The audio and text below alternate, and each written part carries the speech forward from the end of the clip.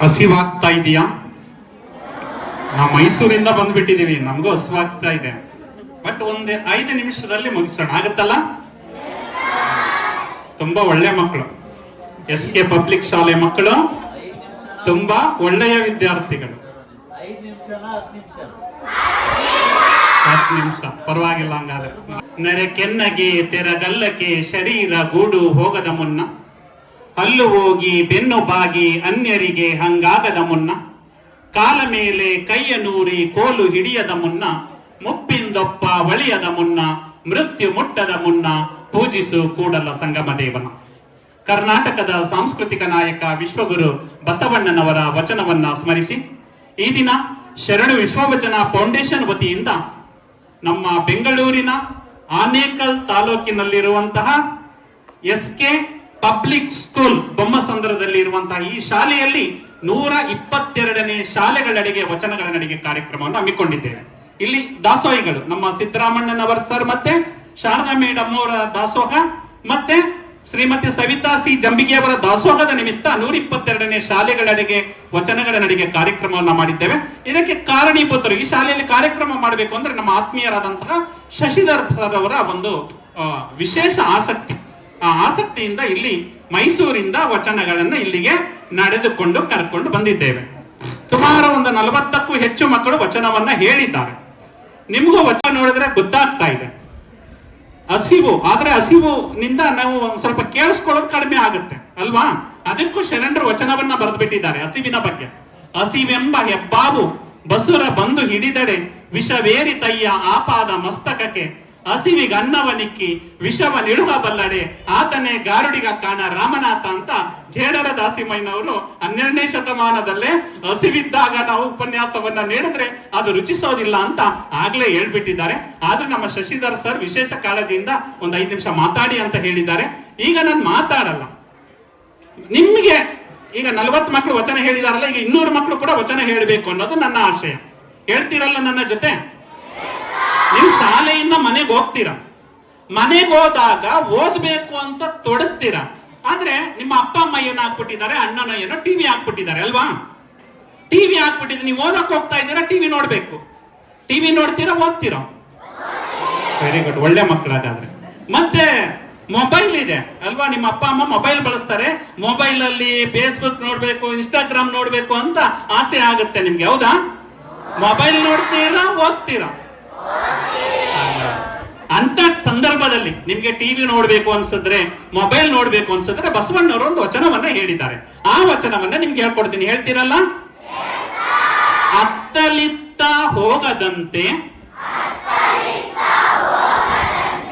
ಏನಪ್ಪ ಹಸಿವಾಗಿದ್ರೆ ಇಷ್ಟೊಂದು ಧ್ವನಿ ಇದೆ ನಿಮ್ಗೆ, ತುಂಬಾ ಖುಷಿ ಆಯ್ತು. ಅತ್ತಲಿತ್ತ ಹೋಗದಂತೆ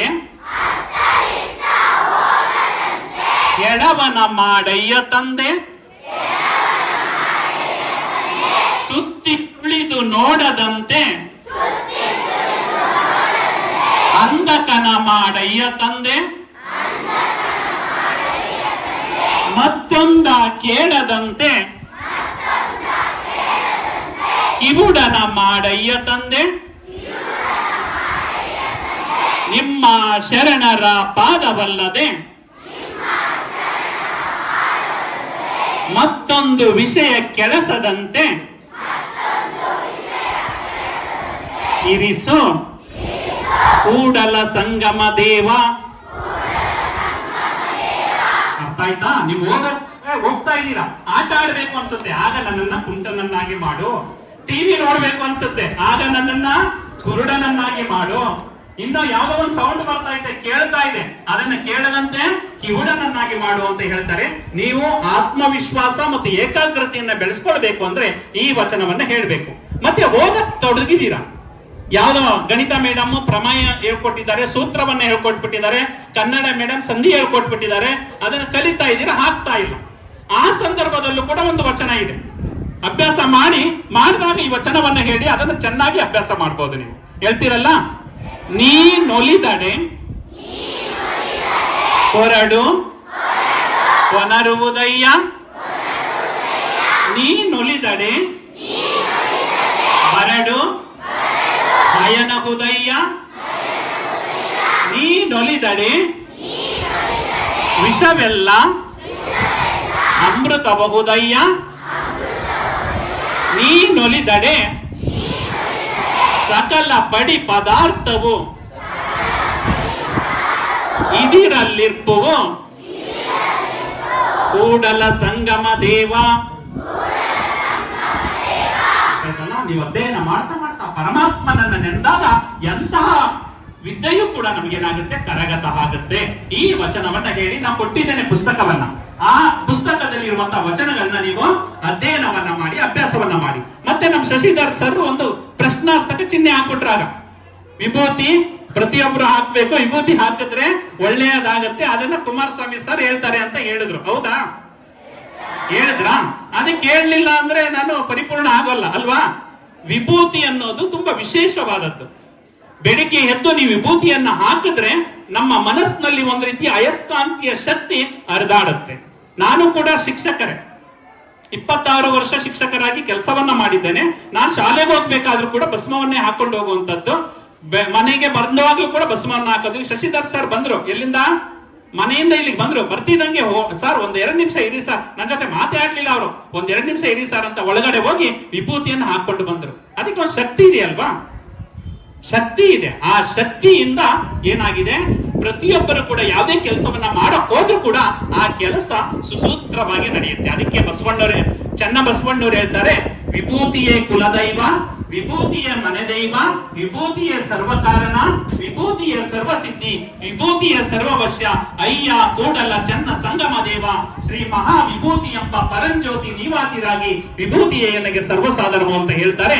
ಆದುದರಿಂದ ಪ್ರತಿಯೊಬ್ಬರು ಕೂಡ ಇದು ಯಾವುದೇ ಜಾತಿಗೆ ಸೀಮಿತ ಅಲ್ಲ, ಯಾವುದೇ ಒಂದು ಧರ್ಮಕ್ಕೆ ಸೀಮಿತ ಅಲ್ಲ, ಅಥವಾ ಯಾವುದೇ ಒಂದು ಪಂಗಡ ಹೆಣ್ಣು ಗಂಡು ಎನ್ನು ಭೇದ ಇಲ್ಲದೆ ಈ ವಿಭೂತಿಯನ್ನ ಧಾರಣೆ ಮಾಡಿ ಅಂತ ಹೇಳ್ತಾ, ನಾವು ಮೈಸೂರಿನಿಂದ ಇದುವರೆಗೆ ನಿಮ್ಮ ಹಸಿವನ್ನ ಹೆಚ್ಚು ನಾವು ಪರೀಕ್ಷೆ ಮಾಡೋಕ್ ಹೋಗೋದಿಲ್ಲ. ಆದ್ರೂ ಕೂಡ ಮೈಸೂರಿನಿಂದ ಬಂದಿರೋದ್ರಿಂದ ನಿಮ್ಗೆ ಒಂದೇ 1-2 ಸಾಲಿನ ಒಂದು ಗೀತೆ, ಅಭಿನಯ ಗೀತೆಯನ್ನ ಹೇಳಿಸಿ ನನ್ನ 1-2 ಮಾತಿಗೆ ವಿರಾಮವನ್ನ ಹೇಳ್ತೇನೆ. ಎಲ್ಲ ಅಲ್ಲೇ ಎದ್ ನಿಂತ್ಕೋತೀರಾ? ಎದ್ ನಿಂತ್ಕೊಳ್ಳಿ. ಸಾಕಾಗ್ಬಿಟ್ಟಿತ್ತು ಸರ್, ಅದಕ್ಕೆ ಒಂದು ಎಕ್ಸಸೈಸ್ ಆಗ್ಲಿ ಅಂತ. ಎಸ್, ಮಾತಾಡಬಾರದು, ಎದ್ ನಿಂತ್ಕೊಳ್ಳಿ ಅಂತ ಹೇಳಿದ್ದೀನಿ, ಮಾತಾಡಿ ಅಂತ ಹೇಳಿಲ್ಲ. ಹೇಳ್ತೀರಾ? ಆಕ್ಷನ್ ಸಾಂಗ್, ಅಭಿನಯ ಗೀತೆ. ಅಮ್ಮ ನಾ ನೋಡ್ದೆ, ಅಭಿನಯ ಮಾಡ್ಬೇಕು ನನ್ ಜೊತೆ. ಅಮ್ಮ ನಾ ನೋಡ್ದೆ, ಅಮ್ಮ ನಾ ನೋಡ್ದೆ, ನಾ ನೋಡ್ದೆ, ನಾ ನೋಡ್ದೆ,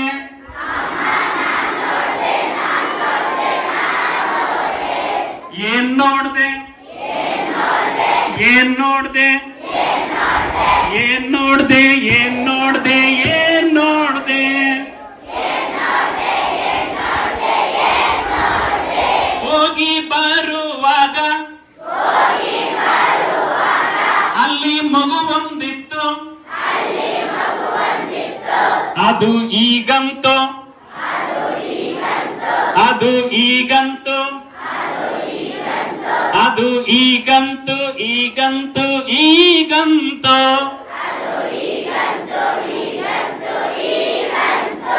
ಅದು ಹೇಗಂತೂ,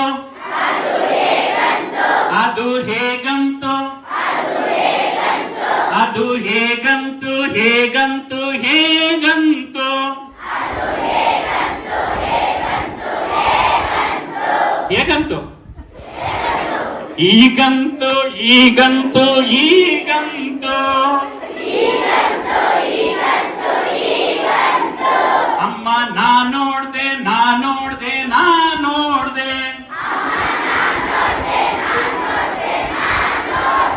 ಹೋಗಿ ಬರುವಾಗ ಅಲ್ಲಿ ನಾಯೊಂದಿತ್ತು, ಅದು ಬೌವಂತು, ಅದು ಬೌವಂತು, ಅದು ಬೌವಂತು, ಬೌವಂತು, ಬೌವಂತು, ಅದು ಏನಂತು, ಅದು ಏನಂತು, ಅದು ಏನಂತು, ಏನಂತು, ಏನಂತು, ಏನಂತು, ಬೌವಂತು ಬೌವಂತು ಬೌ ಅಂತ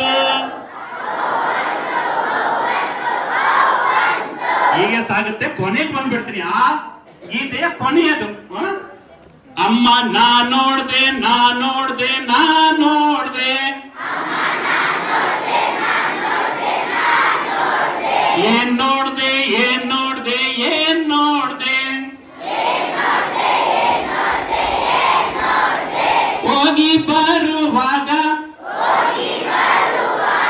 ಅಲ್ಲಿ ಶರಣರಿದ್ರು, ಹೋಗಿ ಬರುವಾಗ ಅಲ್ಲಿ ಶರಣರಿದ್ರು, ಅವರು ಏನಂದ್ರು ಏನಂದ್ರು ಏನಂದ್ರು, ಅವರು ಶರಣೆಂದ್ರು ಶರಣೆಂದ್ರು ಶರಣೆಂದ್ರು, ಅವರು ಶರಣೆಂದ್ರು ಶರಣೆಂದ್ರು ಶರಣೆಂದ್ರು, ಅವರು ಏನಂದ್ರು ಅವರು ಏನಂದ್ರು,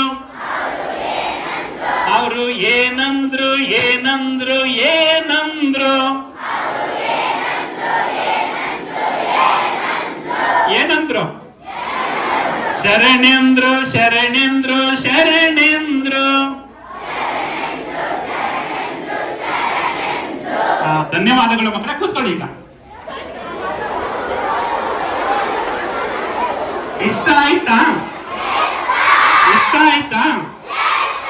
ನೆಕ್ಸ್ಟ್ ಟೈಮ್ ಬಂದಾಗ ಇನ್ನೂ 2 ಹಾಡು ಹೇಳ್ಕೊಡ್ತೀನಿ. ಈಗ ಸಮಯ ಆಗ್ಬಿಟ್ಟಿದೆ, ಹೊಟ್ಟೆ ಹಸುವಾಗ್ತಾ ಇದೆಯಲ್ವಾ? ಅದಕ್ಕೆ ಈಗ ಹೇಳ್ಕೊಡೋದಿಲ್ಲ.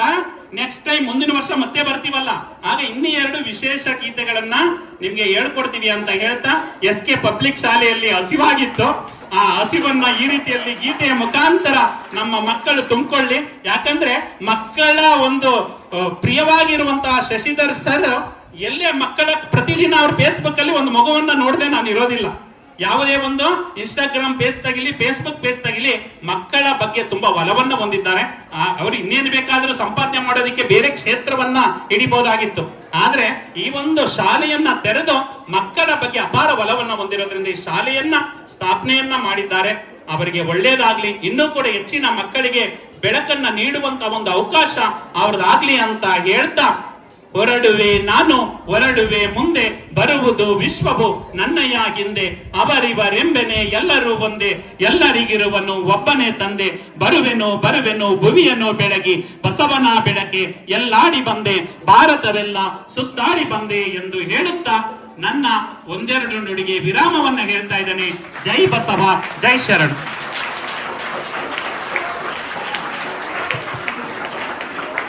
ತುಂಬಾ ಸೊಗಸಾಗಿ ನಮ್ಮ ಮಕ್ಕಳಿಗೆ ವಚನ ವಾಚನ ಮಾಡಿದ ಸರ್ಗೆ ತುಂಬ ಹೃದಯದ ಧನ್ಯವಾದಗಳು. ಈಗ ಶಾಲಾ ಕಡೆಯಿಂದ ಶರಣು ವಿಶ್ವವಚನ ಫೌಂಡೇಶನ್ ಅಧ್ಯಕ್ಷರಾಗಿರ್ತಕ್ಕಂಥ ಕುಮಾರ್ ಸರ್ ಹಾಗೂ ರೂಪಾ ಮೇಡಮ್ಗೆ ಗೌರವ ಸಮರ್ಪಣೆಗಳು.